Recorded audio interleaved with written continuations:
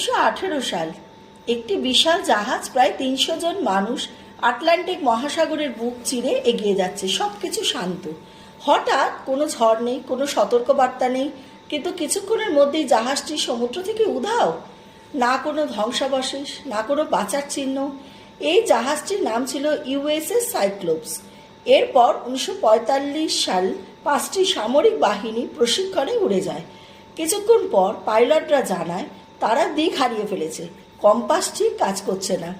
তারপর নীরবতা। সব বিমান রহস্যজনকভাবে অদৃশ্য।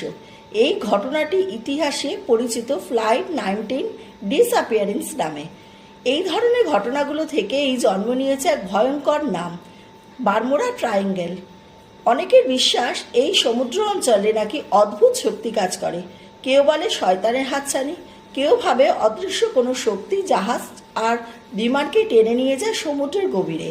তবে বিজ্ঞানীরা বলেন এখানে শক্তিশালী ঝড়, হঠাৎ স্রোত এবং চৌম্বকীয় বিভ্রান্তি ঘটতে পারে। এগুলো একসাথে হলে কম্পাস ভুল দিক দেখাতে পারে, যোগাযোগ বিচ্ছিন্ন হতে পারে, ফলে পথ হারানো ঝুঁকি বাড়ে।